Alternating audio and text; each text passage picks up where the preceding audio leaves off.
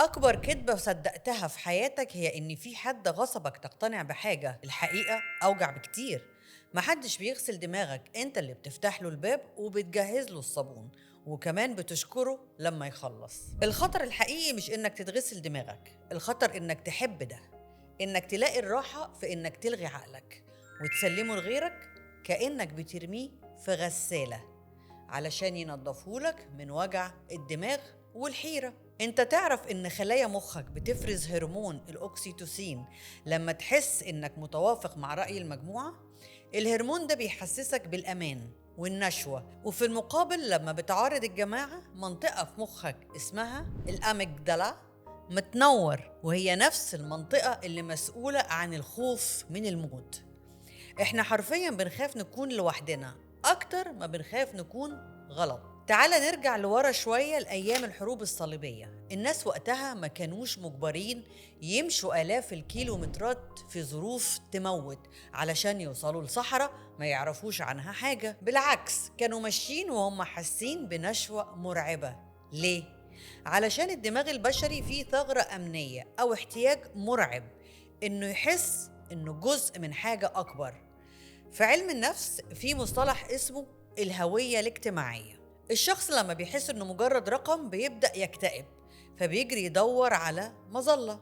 في العصور الوسطى كانت المظلة هي جندي في جيش الرب. انت هنا مش فلاح فقير، انت بطل في ملحمة كونية. المعنى يا صديقي هو الأكسجين اللي بنتنفسه. احنا كبشر مستعدين نحرق العالم بس نحس ان لوجودنا قيمة، حتى لو القيمة دي وهمية ومصنوعة علشان تخدم مصالح سياسية لملك أو قائد مش شايفك أصلاً. عشان تعرف الموضوع ده واصل لفين لازم تفتكر تجربة ميلي جرام الشهيرة.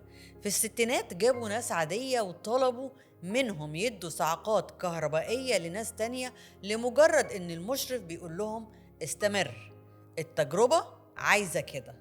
الحقيقة المرعبة إن 65% من الناس وصلوا للصعقة القاتلة مش علشان هم أشرار، لكن علشان سلموا عقلهم للمنظومة. وعارف إيه المشكلة الأكبر؟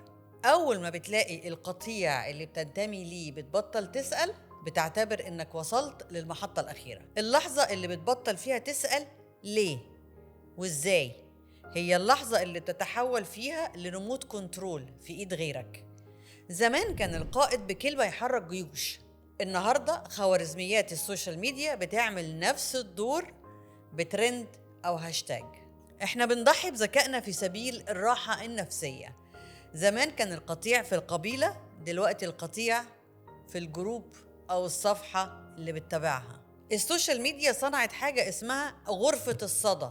انت بتسمع بس اللي بيأكد كلامك وبتبلك اللي بيعارضك. انت مش حر، انت محبوس جوه فقاعة بتغذي كبريائك وبتقولك انت صح، وكل اللي بره القطيع ده حمير. الانتماء للقطيع بيحسسك بالأمان كأنك وسط زحمة في عز البرد.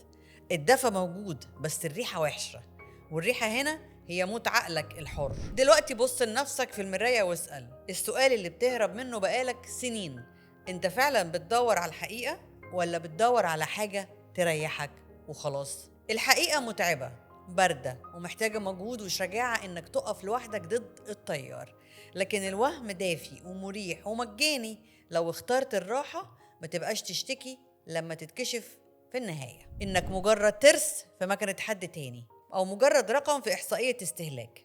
فكر قبل ما تفتح الباب المرة الجاية، وقبل ما تشكر اللي بيغسل لك دماغك اسأل نفسك: هو الصابون ده تمنه إيه من كرامتي؟ سلام.